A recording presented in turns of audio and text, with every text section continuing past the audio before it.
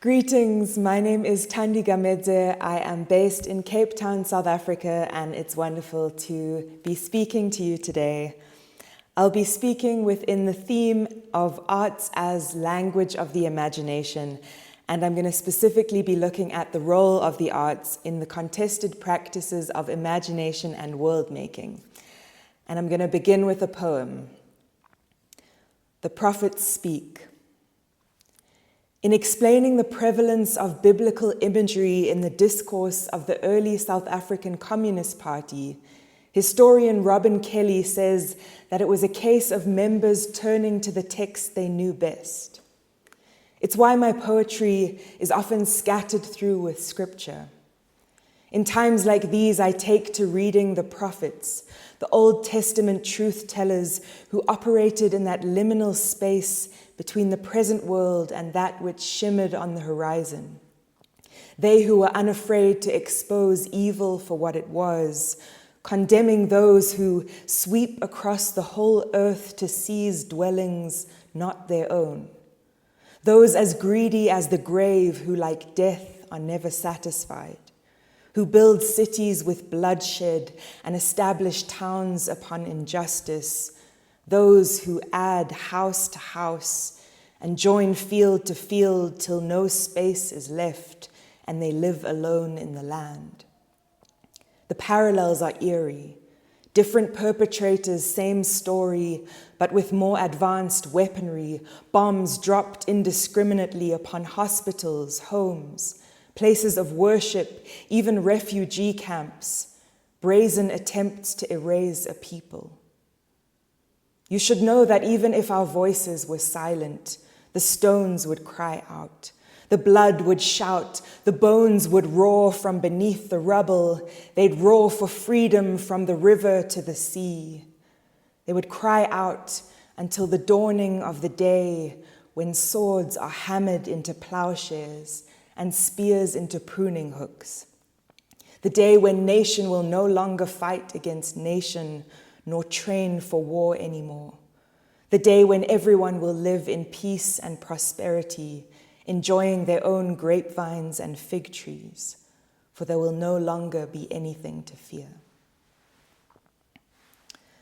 I love this quote by Adrienne Marie Brown. She says, "We are in an imagination battle.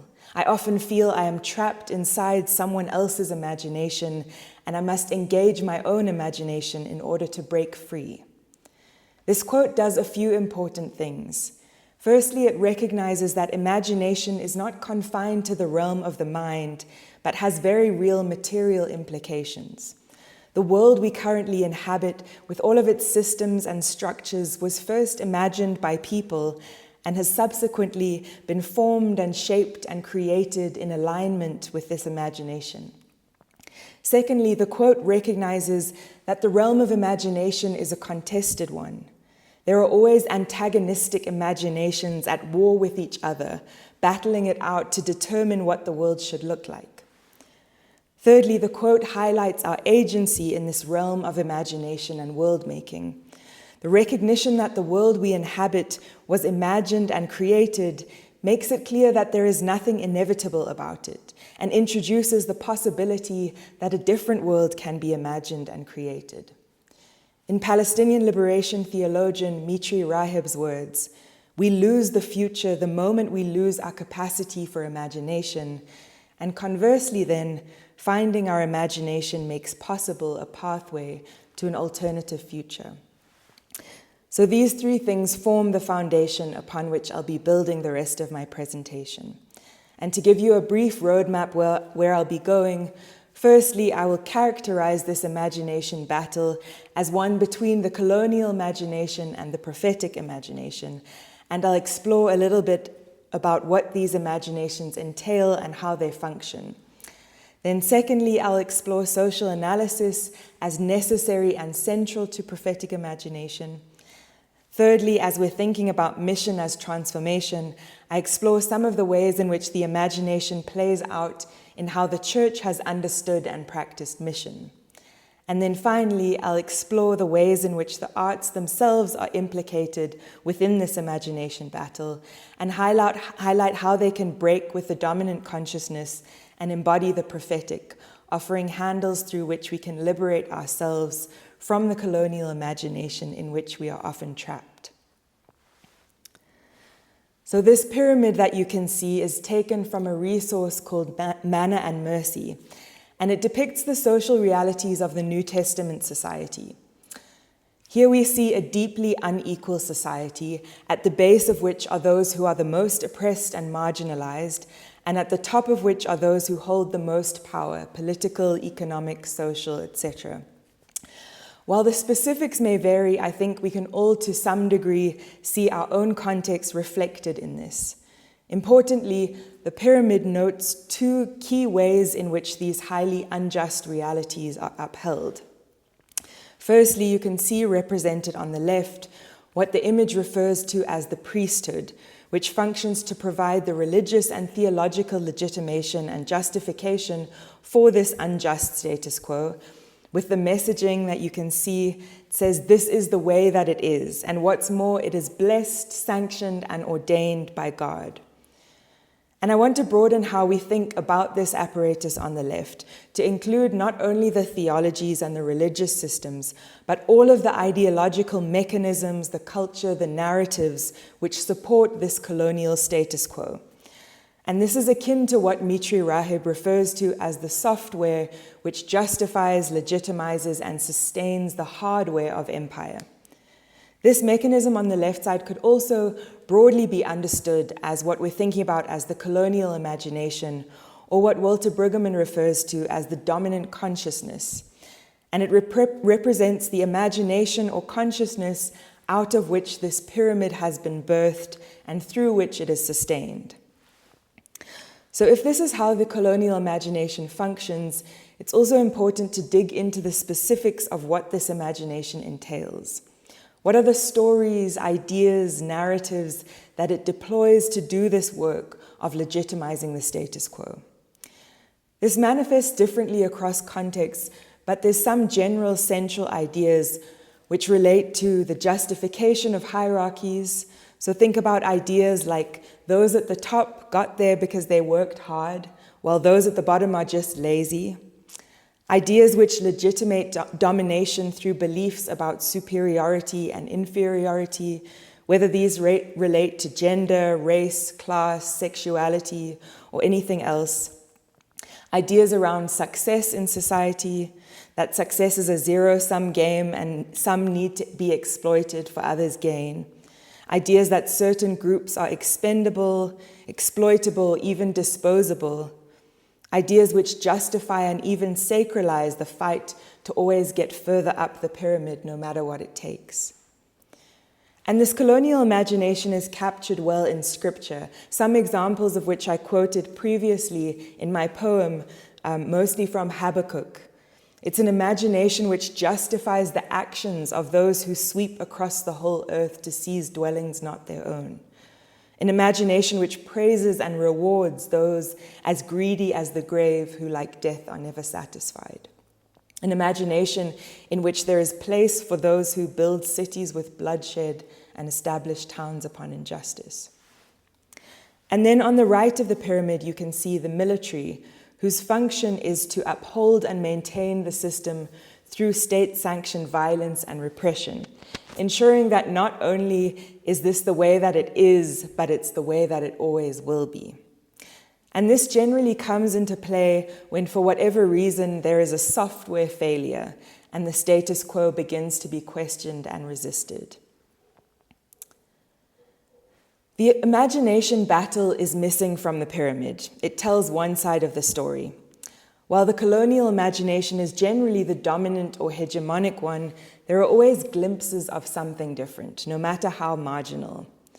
According to Walter Brueggemann, the nurturing of this something different is central to the task of prophetic ministry.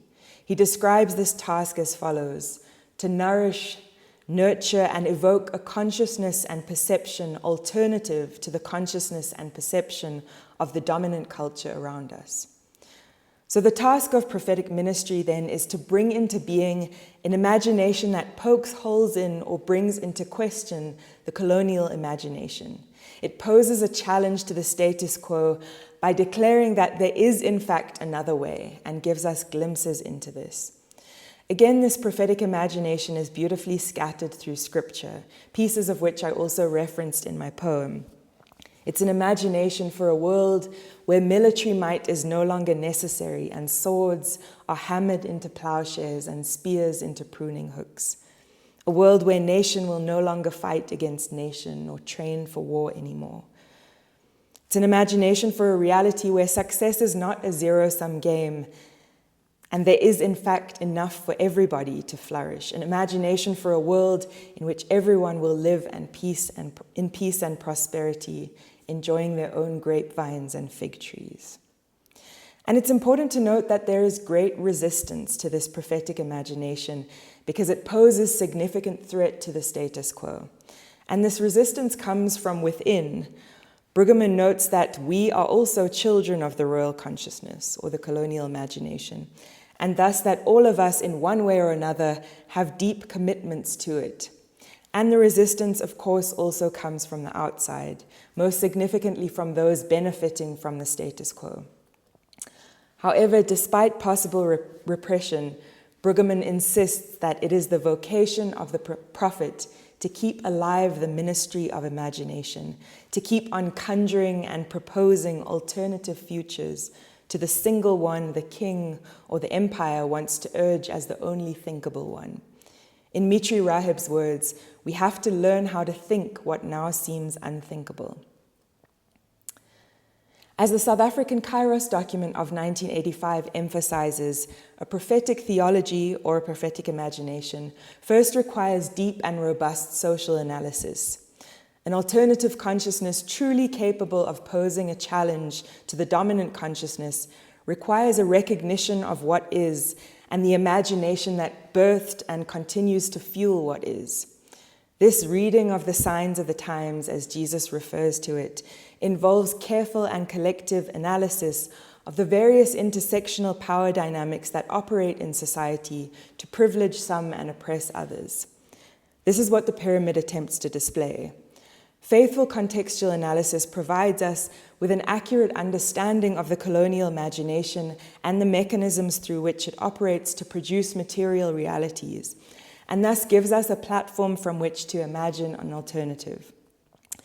This is particularly important because of the empire's tendency and ability to reconfigure itself.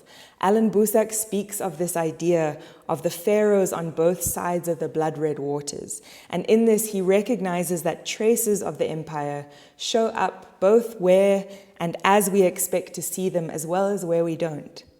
It recognizes that the reality is never quite as binary as oppressor and oppressed, but that the oppressive mechanisms upon which the empire is founded show up in all of us in different ways. And social analysis allows us to become proficient in recognizing the empire whenever and however it shows up, hopefully even when it shows up within us.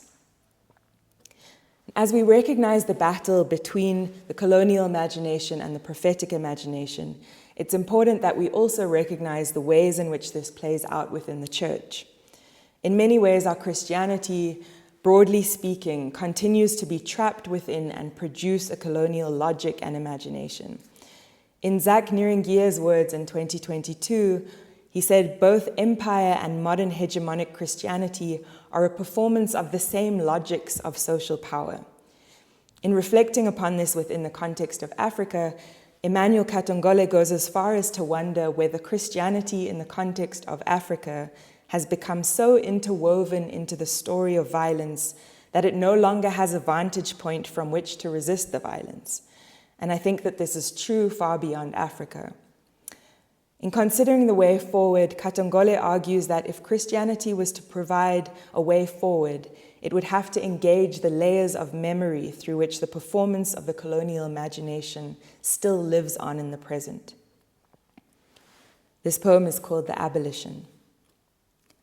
My God has been imprisoned, captured in a cage of destructive narratives that sanctify patriarchy, sanction hierarchies, celebrate domination, justify colonialism, worship capitalism, and bless racism. Yet we find ourselves in an imagination battle, the prophetic exposing cracks in the colonial, the cage beginning to crumble, the chains beginning to give way. It is time to reclaim the Jesus of our faith, the Jesus born in a manger, the brown Jesus, the Jesus from Palestine, the one who cracked the whip and flipped the tables, that sided with the children, that chided the powerful, the Jesus that saw the systems and the people they were oppressing and refused to stand idly by, the Jesus who called the righteous whitewashed tombs. It is time to reclaim this Jesus, the incarnate Jesus who in human flesh was the most accurate representation of God, the God of the oppressed. It is time to call into question the colonial imagination, time to reclaim the God of liberation. In thinking about the imagination battle and the essential work of countering the colonial imagination with a prophetic imagination, the arts are central. The arts live, breathe, and have their being in the world of imagination and are rooted in, but never restricted to, the present reality. Because of this, Brueggemann notes that every totalitarian regime is frightened of the artist, and that, indeed, poetic imagination is the last way left in which to challenge and conflict the dominant reality. In recognizing this, it's important to remember, too, that the arts themselves are also a site of struggle, and thus very much implicated in the imagination battle. Art can either do the work of upholding colonial realities or bringing something different into being. Eliza Kelly puts this as follows: "The making of art is the closest we have to freedom. Yet the very creativity that is so important to the freedom dream is also the creativity that is sustaining neoliberal infrastructures that are opposed to freedom dreams." The story of Salt River's street art, what Connie Benson and Thuli Gamedze termed the wall wars, is a great demonstration of the ways in which art can be implicated in the imagination battle. Salt River is a suburb in Cape Town with a long history of resistance to apartheid and injustice, as well as a long history of solidarity with Palestine. It's also a community that is being increasingly affected by gentrification and market-driven forced removals. Salt River has a vibrant practice and culture of street art through which much of the story of activism and resistance is captured and expressed. Over the last few years, parallel to the ongoing story of gentrification, a foreign organization, Baz Art, was given permission by the city of Cape Town, a generally conservative and neoliberal force, to curate and commission art for walls in Salt River. Various things about this organization were out of alignment with the values of the broader Salt River community, including their approaches to who should be commissioned to paint the walls, where funding should be allowed to come from, as well as the messaging that the artworks should contain and embody. And so the wall wars began. And I'll briefly just show you two of the artworks and speak to some of their unfolding stories in the Salt River community. The first one is called All of Us. And this was a piece created in February 2021, commissioned by Baz Art. In the first image, you can see that it reads, "All of us," an ambiguous, ahistorical, and acontextual message of seeming inclusivity and harmlessness, but belying and plastering over the community's realities of gentrification and forced removal and exclusion. In many ways, it reminds me of the ways in which the 1985 Kairos document critiqued the ways in which the church was using ideas such as peace, reconciliation, and unity to paper over the deep injustices of apartheid South Africa to present a sanitized but ultimately false reality, and in doing this, perpetuating and even sanctifying the oppressive conditions of the time. Thus, later in 2021, the piece was anonymously edited to read, "All of us must free Palestine." This shifted the meaning of us from referring to an ambiguous, apolitical collective to referring to all those who position themselves in solidarity with the Palestinian struggle and anti-colonial struggles of all kinds, both local and global. The edit was soon painted over. However, 2 years later in 2023, another edit was made, changing the mural to read, "All of us but the poor," drawing attention to contextual realities of inequality and anti-poor policies within the city of Cape Town. There is a lot more that could be said about these interventions, but in short, through their work of reading the signs of the times and making connections between contemporary struggles, they expose the colonial imagination present within these artworks that work to sanitize and thus sustain the unjust status quo. In this, they do the work of prophetic imagination, declaring loudly that there are indeed alternatives to what we see today, and things do not have to be this way. The next piece of art, and my personal favorite, is the Palestinian Roadmap, or commonly known as the Wall for All. This was not a Baz art creation, but was dreamed up and painted by Salt River residents who wanted to create an artwork that was not just aesthetic, but a key public education intervention. The mural has many elements. It marks key moments in the Palestinian struggle against Israeli occupation and apartheid, as well as key moments in the history of the Zionist project. It documents the annexation of land in Palestine over time. It also references various key symbols of the Palestinian struggle, the kafir, the Palestinian flag, the cartoon character Handela and his artist, and the olive tree. A separate part of the wall also references a number of struggle activists from South Africa, Africa, and beyond. These artistic interventions do what Mitri Rahib invites us into when he says that we must live with our feet firmly grounded in the reality of this world with its empires, yet at the same time be engaged in creating with our own hands a foretaste of the kingdom to come. I end with a poem called That Day, which seeks to ground itself in this tension. We fight not for the sake of fighting, but for that day when fighting is no longer required because the darkness has finally been swallowed up by light.